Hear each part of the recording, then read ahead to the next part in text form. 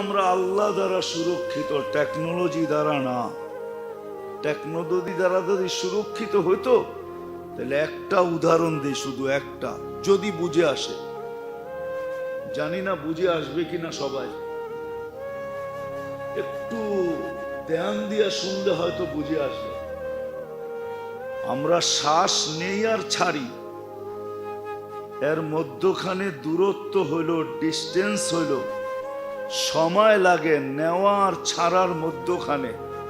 ছাড়লাম আর নিলাম, এর মধ্যখানে দূরত্ব হলো আধা সেকেন্ড। এরকম বিজ্ঞান বলে ন্যানো সেকেন্ড, এরকম আধা সেকেন্ডের থেকে কম। এতগুলা মানুষ কিন্তু আমরা শ্বাস নিতেছি আবার ছাড়তেছি, তাই না? আমরা যেটা ছাড়তেছি ওটা বিষ, ওটা কি দূষিত বিষ।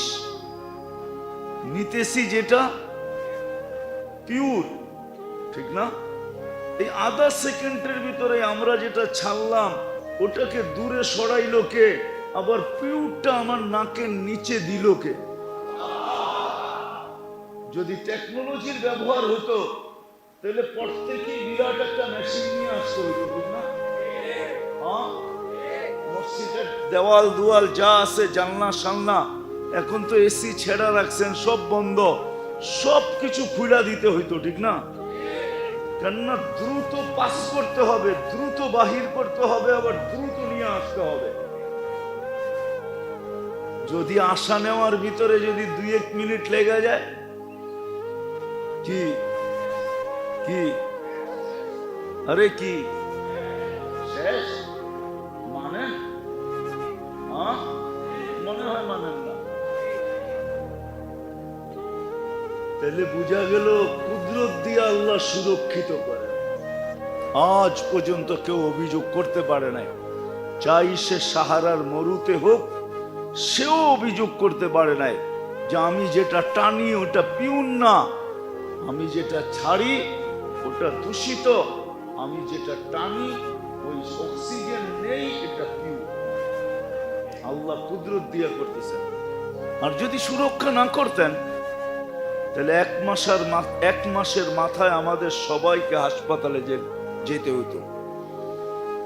কেননা আপনি দূষিতটা কতক্ষণ টানতে পারবেন? আস্তে আস্তে আস্তে আস্তে আস্তে আস্তে ফুসফুস বিনষ্ট হয়ে যাবে, সে অক্সিজেন নেওয়ার ক্ষমতা হারায় ফেলবে। একদিন আপনি আর আমি মৃত্যুর কোলে ঢোলা পড়ব। তো বিজয়, যেটা বুঝাইতেছিলাম, মানুষ নিয়ে, দুনিয়া নিয়ে আমার আলোচনা না, আমার আলোচনা তো হলো আল্লাহ নিয়ে, রসুল নিয়ে। আমার আলোচনা হলো আখেরাত নিয়ে, দুনিয়া নিয়ে আমার আলোচনা না।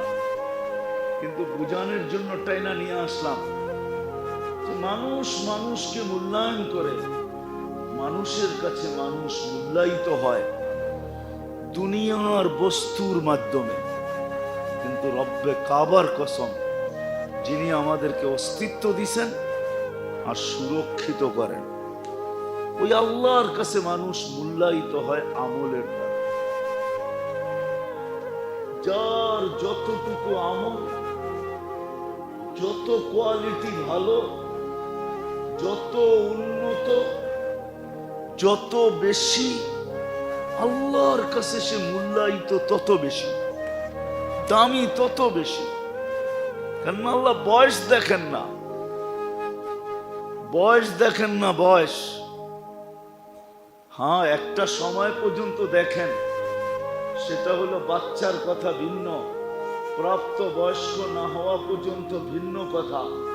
তখন তো কলম উঠানো থাকে, তার বিরুদ্ধে কিচ্ছু লেখা হয় না, পক্ষেই লেখা হয়, বিরুদ্ধে কলম যায় না। সে যে নেক আমল করে, সব মা বাবার আমল নামায় কবুল যাইতে থাকে, মা বাবার আমল নামায় যোগ হইতে থাকে। যদিও আমরা বুঝতে চাই না, এটা আবার আলাদা আলোচ্য বিষয়। তাইলে এই বিষয়ে আলোচনা করতে হবে যে আমাদের সন্তানদেরকে কোন বয়স পর্যন্ত আমাদের সুরক্ষা করা উচিত। যদি আমি এই কথার বিশ্বাস করি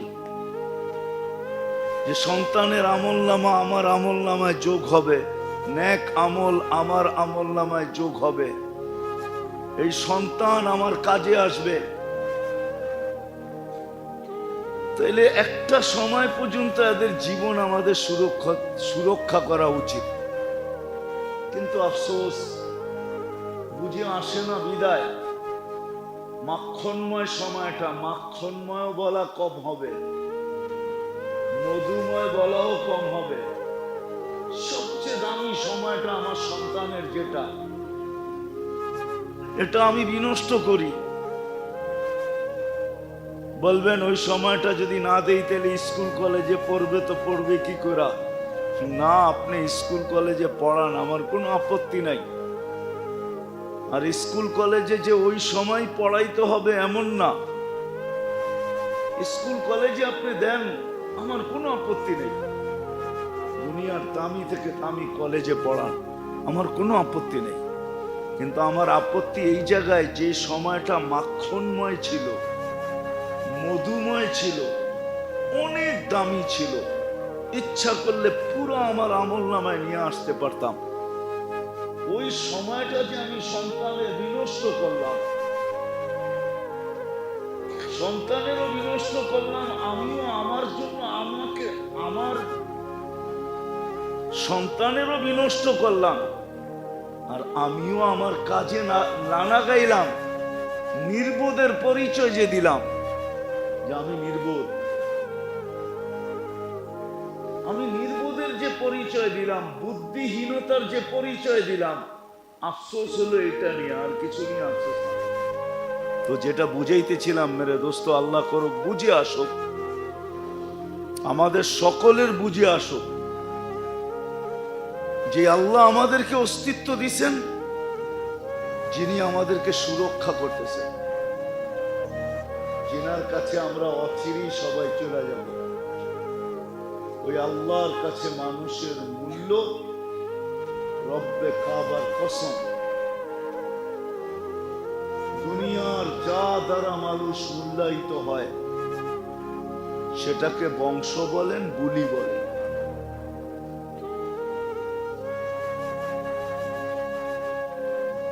রং বলেন আর কালার বলেন, সোসাইটি বলেন আর পেশা বলেন, শিক্ষা বলেন আর দীক্ষা বলেন, যা দ্বারা মানুষ দুনিয়াতে মূল্যায়িত হয়, আল্লাহর কাছে মানুষ ওটা দ্বারা মূল্যায়িত হয়। আল্লাহর কাছে একমাত্র মানুষ মূল্যায়িত হয় ওই আমল দ্বারা, যে আমল আল্লাহর পক্ষ থেকে, রসুলের পক্ষ থেকে। কোরআনের কথাই সত্য, লা ইউজজি ওয়ালিদুন আন ওয়ালাদিহি শাইআ ওয়ালা মাউলুদুন আন ওয়ালিদিহি শাইআ। কোরআনের কথাই সত্য, মা আগনা আন্নি মালিয়া। কোরআনের কথাই সত্য, হালাকা আন্নি সুলতানিয়া। এরকম শত আয়াত আছে। সাময়িক সম্পর্ক ছিল, এটা চিরস্থায়ী সম্পর্ক না। বিদায় দুই জিনিস দ্বারা মানুষ আল্লাহর কাছে মূল্যায়িত হবে।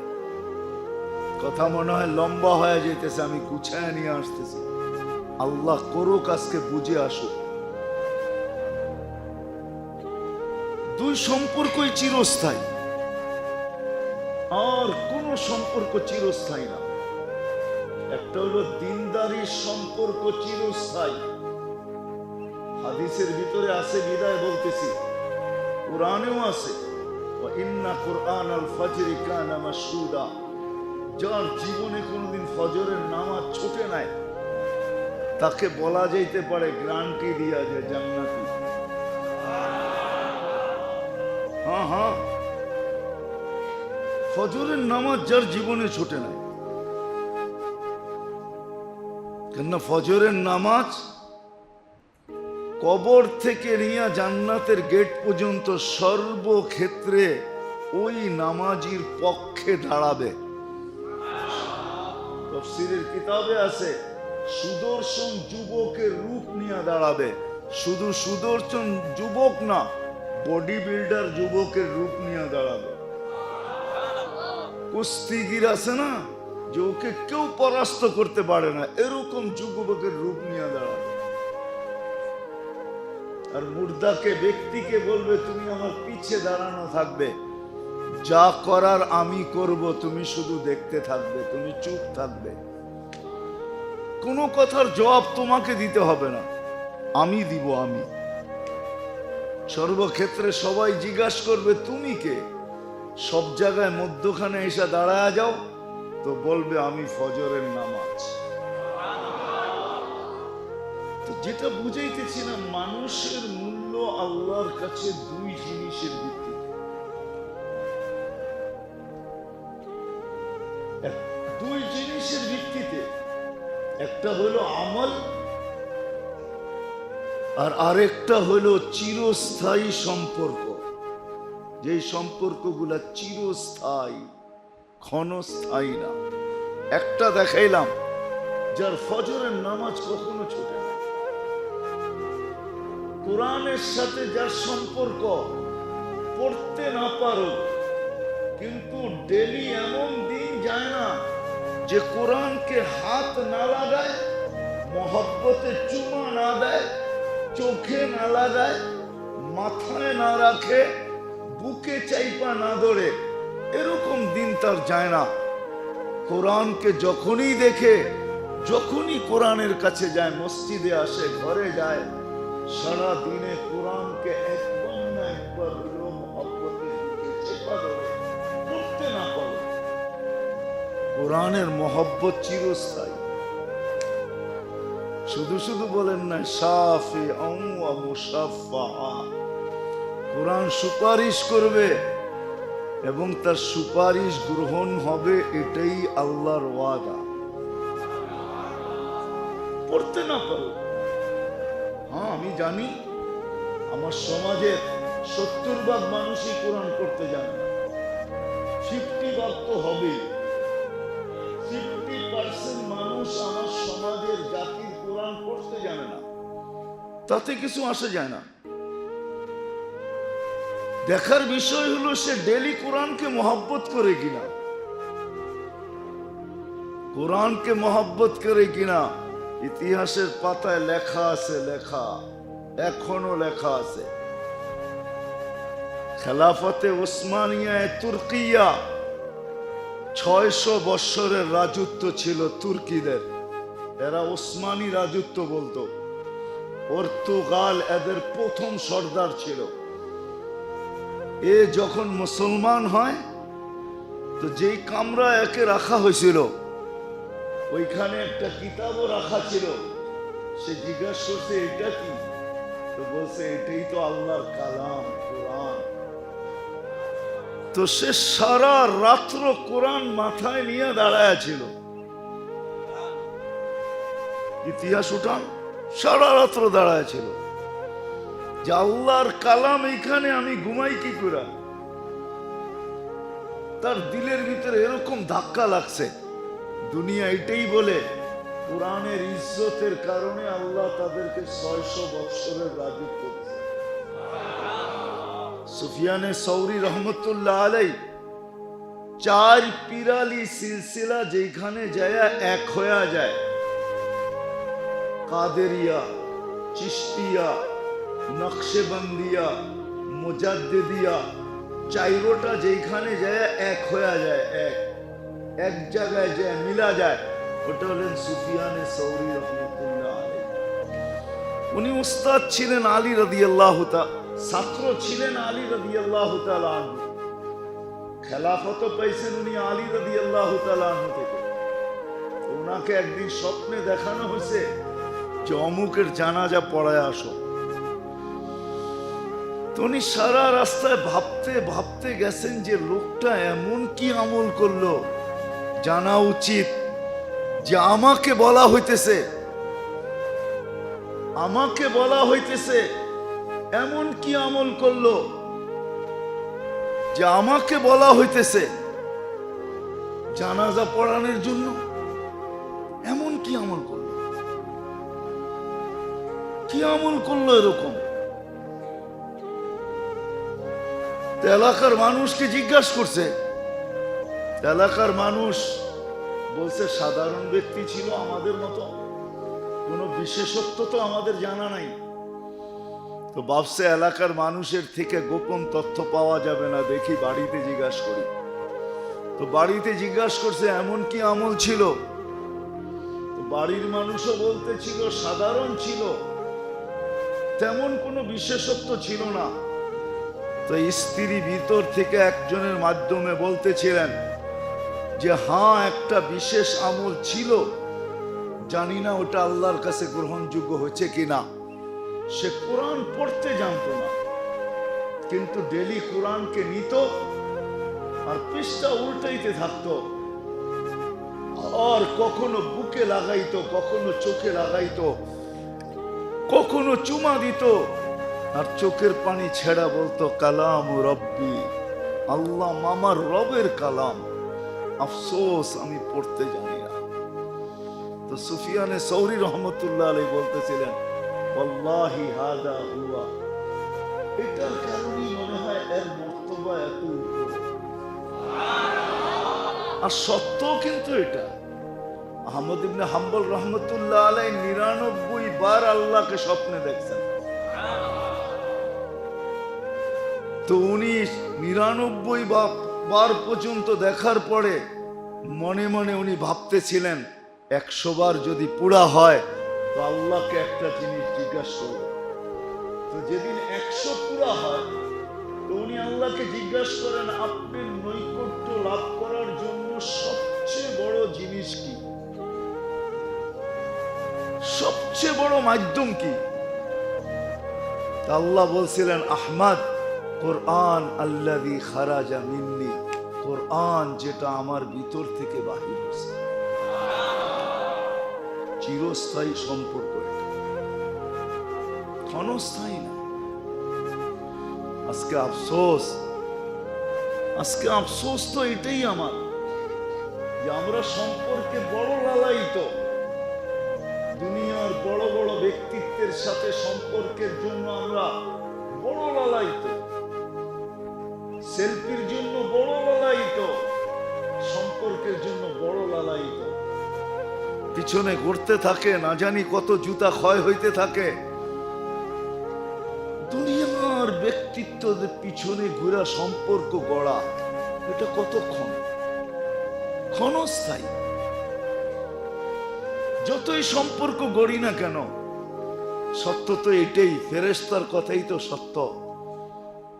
আজকে আমাদের সম্পর্ক যার সাথেই হোক, দোকানওয়ালার দোকানের সাথে, চাকরিওয়ালার চাকরির সাথে, খেতালার খেতের সাথে, খামারওয়ালার খামারের সাথে, মেইলওয়ালার মেইলের সাথে, ফ্যাক্টরিওয়ালার ফ্যাক্টরির সাথে, অফিসওয়ালার অফিসের সাথে, আদালতওয়ালার আদালতের সাথে, যার সাথেই সম্পর্ক হোক না কেন, মরতে দেরি, ফেরেশতা ধ্বনি দিতে দেরি করবে না। ফেরেশতা বলবে ইনকাতাতি যাহাবাতিল আমওয়াল, সব সম্পর্ক তোমার ছিন্ন। যাহাবাতিল আমওয়াল, যত সম্পর্ক ছিল, যা তোমাকে আকর্ষণ করত, যার দিকে তুমি আকর্ষিত হইতে, যা তুমি অর্জন করছো, সব হাতছাড়া, কোনোটা তোমার কাজে দিবে না। আজ পর্যন্ত কয়জন স্ত্রী পাওয়া গেছে যে স্বামীর কবরের পাশে ঝুপড়ি বানায় জীবন কাটায় দিছে? বলেন, আজ পর্যন্ত কয়জন স্বামী পাওয়া গেছে যে স্ত্রীর কবরের পাশে ঝুপড়ি কাটায় জীবন কাটায় দিছে? বলবেন এটা তো মাসলা না, ঠিক না? এটা তো মাসলা না, সিস্টেম না, সিস্টেম না। কিন্তু ভালোবাসায় তো বহুত মানুষকে বিষ খাওয়াই, ঠিক না? এটা যদি সিস্টেম হয় তাহলে এটা কেন সিস্টেম হবে না? নবাব সিরাজউদ্দৌলার বউ তো সারা জীবন কাটায় দিছে সিরাজউদ্দৌলার কবরের পাশে ঝুপড়ি বানায়। উঠান ইতিহাস, নবাব সিরাজউদ্দৌলার বউ তো সারা জীবন কাটায় দিছে স্বামীর কবরের পাশে ঝুপড়ি বানায়। ওইখানেই জীবন শেষ। তো যেটা বুঝাইতেছিলাম, মানুষ দুনিয়াতে মানুষের কাছে আকর্ষণের পাত্র হয় দুনিয়ার বস্তু দ্বারা। কত বস্তু এটা গণায়া শেষ করা যাবে না। বললাম না, কোনো যোগ্যতা নাই, খালি রূপের টেক। ওটা দিয়ে দুনিয়ার মানুষের কাছে আকর্ষণের পাত্র হয়, মূল্যায়িত হয়, সেলিব্রিটি হয়। এটা হতে পারে, আমার কোনো বিরোধ নাই। আমার এটা আলোচনাও না, দেখানোর বিষয়ও না। নাহলে আমি দেখাইতে পারি আপনাদেরকে, নাম নিয়া নিয়া 2-4 ডজন দেখাইতে পারি। কোনো যোগ্যতা নেই, শুধু রূপের দেখি। কোনো যোগ্যতা নাই, তেমন কোনো যোগ্যতা নাই। শুধু খেলতামাশায় পাকা, এটা দ্বারাই সেলিব্রিটি, ঠিক না? এটা দ্বারাই সেলিব্রিটি হতে পারে। কিন্তু আল্লাহর কাছে যদি কেউ সেলিব্রিটি হতে চায়, আল্লাহ ওয়ালারা সেলিব্রিটি। যদিও এদের সামনে এই শব্দ ব্যবহার করা শোভা পায় না, কিন্তু মানুষ সহজে বুঝবে এই জন্য বলতেছে। নাইলে আল্লাহ ওয়ালাদের নামের উপরে এই শব্দ ব্যবহার করা কোনোদিন সমুচিত না।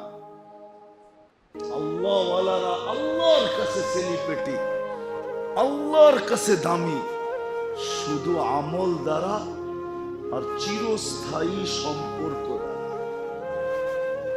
যে সম্পর্ক চিরস্থায়ী, যেমন দেখাইলাম আমি ফজরের নামাজ দেখাইলাম, আসরের নামাজ। আল্লাহর রসুল বলেন, আমার উম্মত যদি জানতো যে ফজরে আর আসরে কি রাখা আছে, হায় হায়, কোন বেলায় আসুক আর না আসুক, ফজর আর আসরে কেউ মসজিদ থেকে জামাত থেকে দূরে থাকবে না। কেন? ফজরে আর আসরে ফেরেশতাদের সাথে সাক্ষাৎ। কোন ফেরেশতা? এক বিশেষ টিমের সাথে সাক্ষাৎ হয়।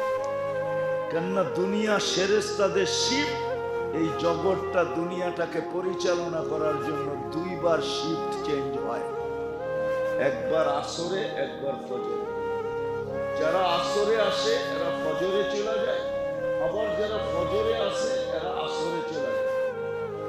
যখনই উপরে যায় আল্লাহ ফেরেশতাদেরকে জিজ্ঞাসা করে, আমি যদি বলি আসরের নামাজ যারা পড়তে আসে, রব্বে কাবার কসম, যদিও শব্দটা জানি না ওলামা মানবে কি মানবে না, আর আমারও বলা সমুচীন হবে কি হবে না, কিন্তু আমাদের যুবকরা বোঝে বিদায় বলতেছি, আসরের জামাতে যারা আসে ফেরেশতারা তাদের হায় হায় হায় অটোগ্রাফও নিয়ে যায়, আবার সেলফি তুলেও নিয়ে যায়। সেলফি তুলেও নিয়ে যায়। যখন আকাশে যায় আল্লাহর কাছে, তো আল্লাহ জিজ্ঞাসা করে, কাইফা তারাকতুম ইবাদি, আসরে যে চলে আসলা বান্দাদেরকে কিভাবে রেখা আসলা? তো কয় তারাকতুহুম ইউসাল্লুন, আমরা এই অবস্থায় রেখা আসছি যে এরা নামাজে রত ছিল। ওয়া কাইফা ওয়াজাদতুম ইবাদি ইযা আতাইতুম, যখন তোমরা জমিনে আসছিলে তো আমার বান্দাদেরকে কি অবস্থায় পাইলে? তো কয় আতাইতুহুম ইউসাল্লুন, ফজরে যখন আমরা পা রাখলাম তখনও দেখছি নামাজ পড়তেছে। নামাজ পড়তে কতক্ষণ লাগে? কতক্ষণ লাগে?